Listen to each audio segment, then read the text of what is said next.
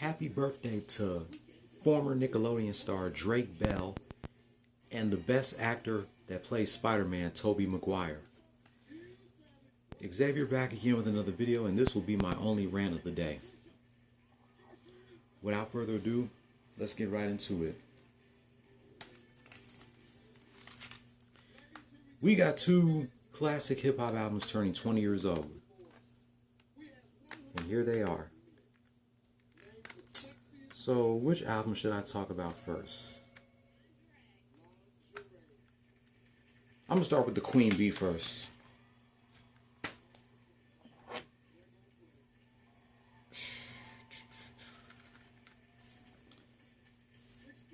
June 27th, 2000, 10 days after my 9th birthday, Lil' Kim released her second album, The Notorious K.I.M, under Atlantic Records and her own record label, Queen Bee Entertainment.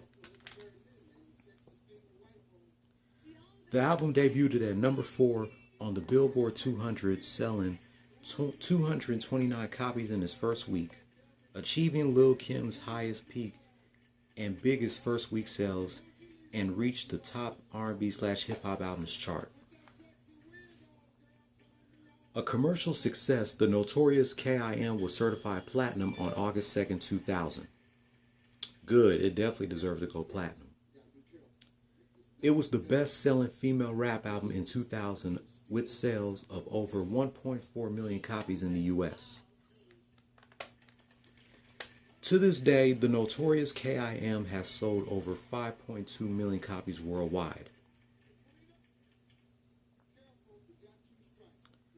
This was a follow-up of Lil' Kim's first album, Hardcore, that was released in 1996.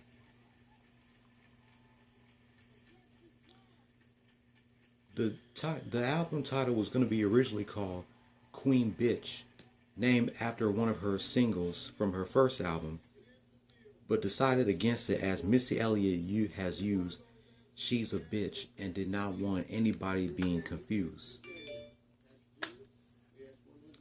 And this was also a dedication to the late great Notorious B.I.G. This is what Lil' Kim said to Jet Magazine. I felt Biggie's spirit while I was working on this album. I thought it was a perfect name for the album. Also, I am in a notorious way, my style and lyrics. I've been known in a notorious way over the years. So that's the reason why she named the album The Notorious K.I.M. It was a dedication to Biggie. And remember, Biggie was the one that helped Lil' Kim at the beginning of her career. The two singles from this album are How Many Licks featuring Cisco and No Matter What They Say.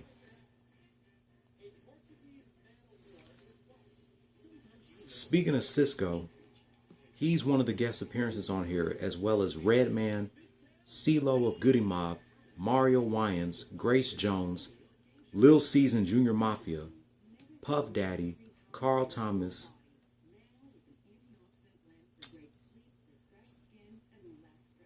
Little Shancy,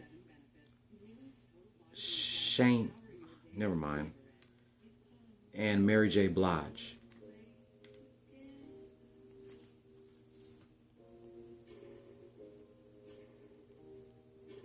So 20 years later, Lil' Kim's The Notorious K.I.M is a classic.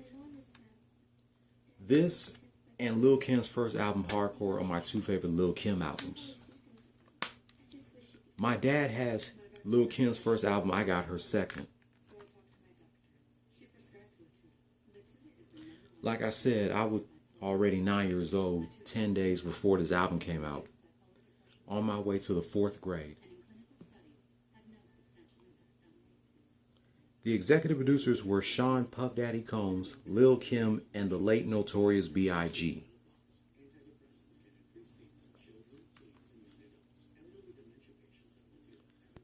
I'm glad Lil' Kim decided to dedicate this album to Biggie, why she named it The Notorious K.I.M. But yeah, this is a classic right here.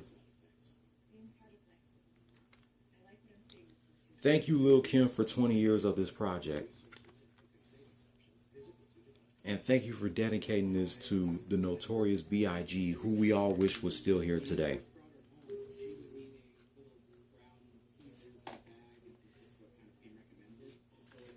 Now on to the next album. Now it's time to talk about the second album that came out on this day in 2000. June 27, 2000, also 10 days after my 9th birthday. The same day Lil Kim released the Notorious K.I.M. Nelly released his debut album, Country Grammar. The album debuted at number 1 on the Billboard 200, number 1 on the top R&B/hip hop albums chart, and number 1 on the top rap albums chart, and was certified diamond in 2016. Nelly, besides Eminem, Nelly was another solo hip hop artist that went diamond, besides Biggie, Tupac, MC Hammer, and Eminem.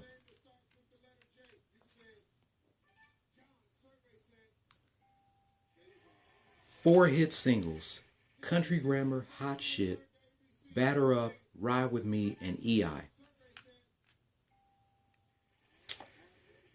Guest appearances are from City Spud, the Saint Lunatics, the Teamsters, Lil Wayne, and a guest appearance from Cedric the Entertainer.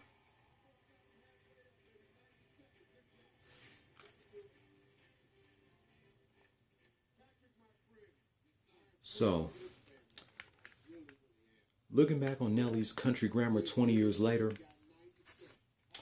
let me tell y'all a little story. This is a funny story I gotta tell you. When this album came out, I actually wanted to get this. But as usual, I was too young to have hip-hop albums with a parental advisory explicit content. And my sister said that this album has a lot of cuss words. Like I was stupid not knowing what cuss words were back then.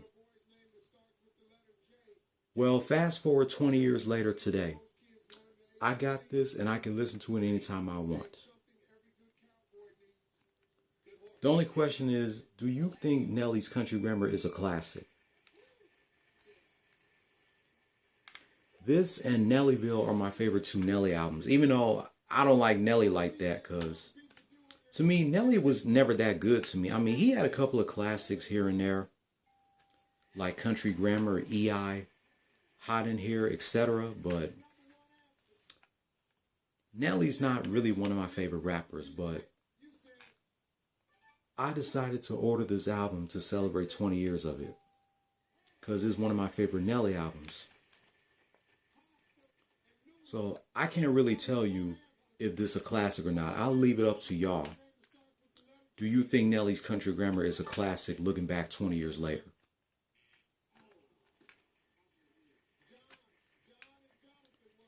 I just can't believe it's been 20 years since Nelly came out with his first album. And Lil Kim came out with her second. 10 days after I turned 9 and I was on my way to the 4th grade.